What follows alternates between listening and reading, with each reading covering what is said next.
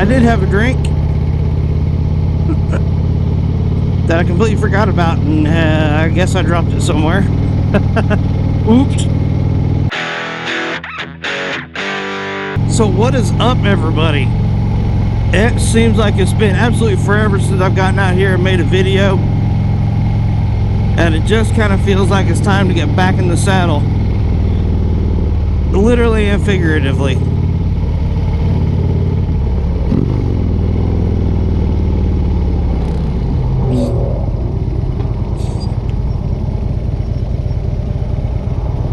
Matter of fact, if I remember right, my last video, seriously, it's really been that long. My last video was a sponsored video I did for Viking bags. And that was back in October. It's now February. That's kind of a little bit excessive on the hiatus, but that's all right. We're going to get back into the swing of things here. But, you know, it's not like, I don't know, last year altogether was just a rough year for doing vlogs, you know? It just seemed like anytime I wanted to do something last year, there was something else work-related just getting in the way, you know? But we're not so short-staffed at work now, so hopefully that's going to pick back up. And I'm not going to be working so much overtime and extra work and all that business, so it's got to be better, right?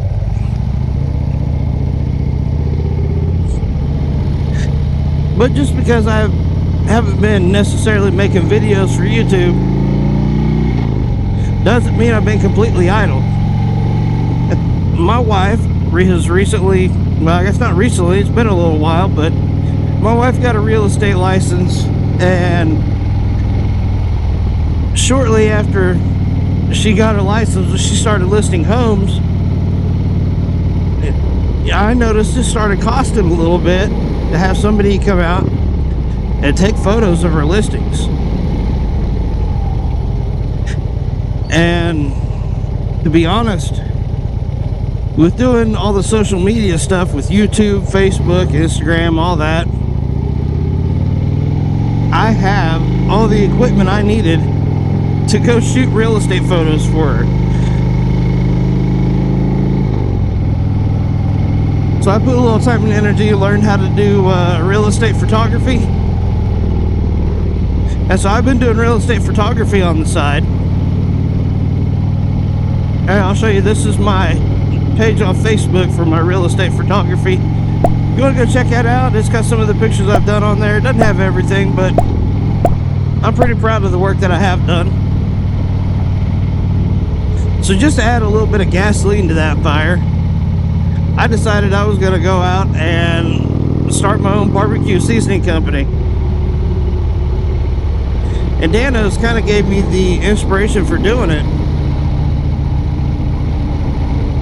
You know, I started out making seasoning because it was cheaper to make it myself than it was just to buy it in bulk.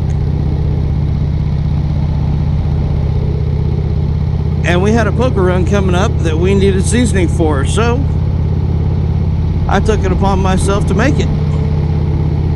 And everybody absolutely loved the pork that came out from it, so I started trying it on other things.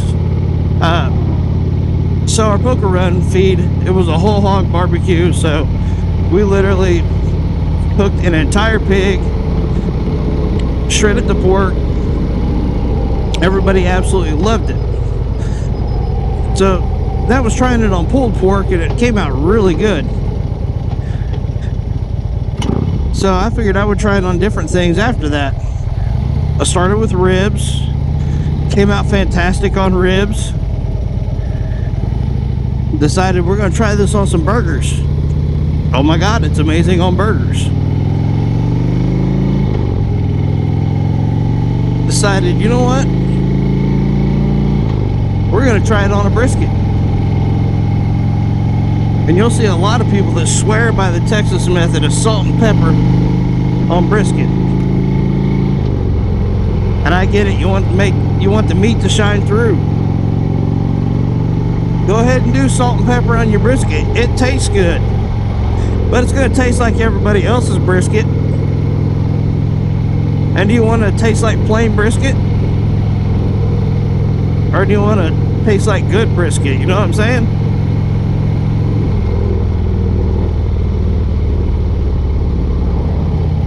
So I put it on the brisket, and oh my God, it made the best brisket I've ever had.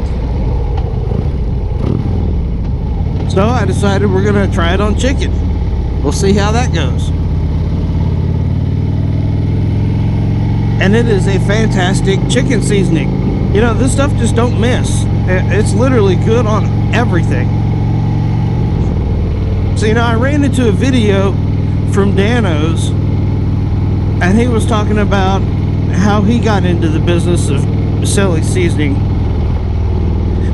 And, you know, he said he started selling it at farmers markets, going around to local craft fairs, selling it there. And then, you know, worked his way up to getting a commercial kitchen to be able to make it, having to establish an LLC for it. And then you can ship it nationwide.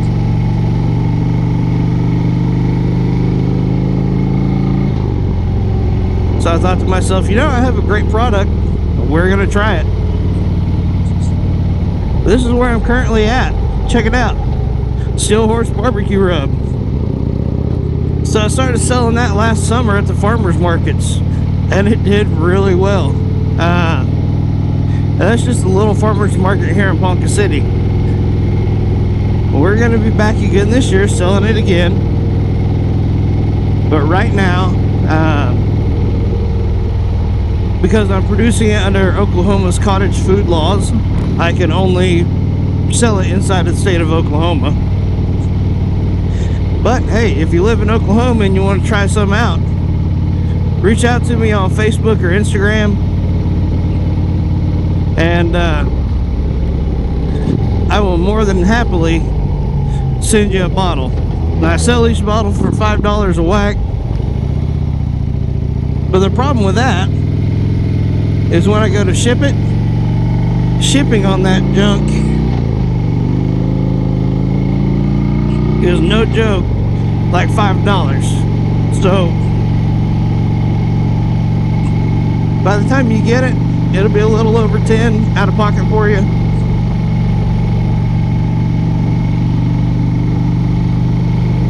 But like I said, I can only send it inside the state of Oklahoma. So if you're in Oklahoma and you want to try it out, reach out to me. I'll ship you a bottle. I am currently working on getting my LLC. And then I have to locate a commercial kitchen to be able to make the stuff in.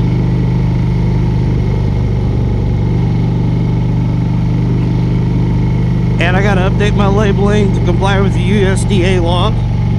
Because right now, like I said, Oklahoma cottage food laws, my label is 100% complies with Oklahoma state law.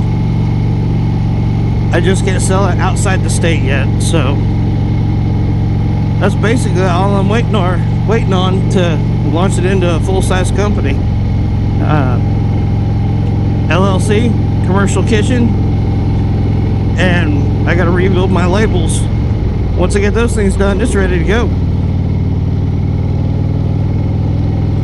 I'll try to get it out there into like a Walmart or Amazon fulfillment service. It'll cut down on that shipping, and hopefully it'll cut down on the price, and I'll be able to ship it nationwide. So the name Steel Horse, that came from obviously my love of motorcycles. But the reason why I settled on that is because barbecue and motorcycles just go together. Bikers like barbecue. I mean, it is what it is. So, you know, loving motorcycles myself and loving barbecue, I decided to we'll just mash them up. And that's where I came up with the name Steel Horse. So all that stuff's kind of taken up a whole bunch of my time here lately, and it's really kept me from getting into my content creation. Oh, and I broke my phone screen, which was great, because I could only use half my phone. And it really put a damper on my ability to produce short form content, because I do most of that with my cell phone.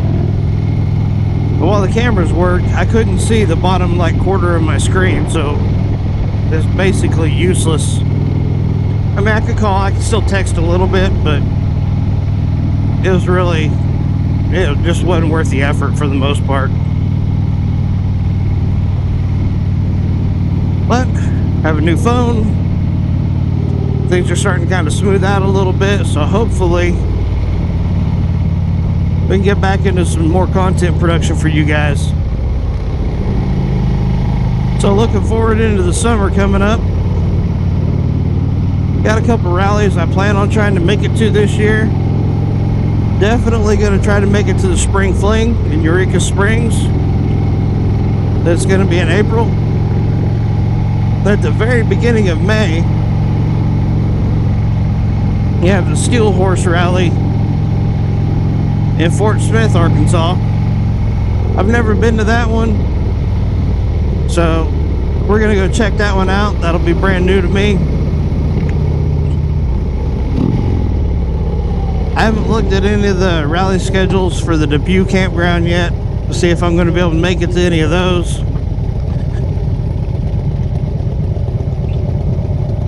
But I know I'm going to try to make the Stubborn American, which is going to be back in October again this year, which is awesome. Last time I went down there, it got really hot, and I am not entirely sure I would want to go to a rally there in June, which I didn't go last year when they had it in June. So we're going to do it this year because it's going to be in October again. And then, of course, as usual, we're going to have content spread out here and there in between. So it's not just going to be rallies this year, although I am planning on trying to make it to a couple. That's not all I'm doing this year.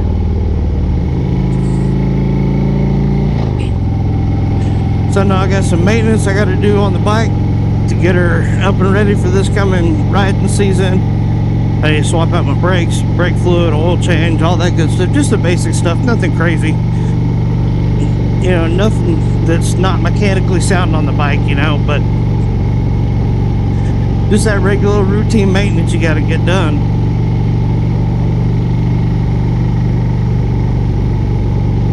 But I plan on being able to get out and do a lot more on the bike this year.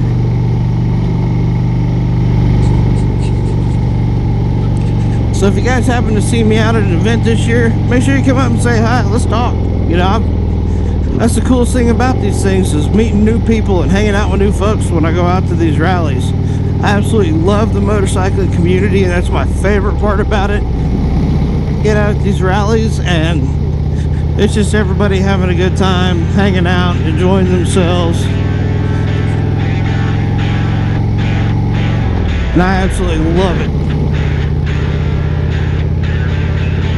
So until next time, guys, I will see y'all out on the next ride.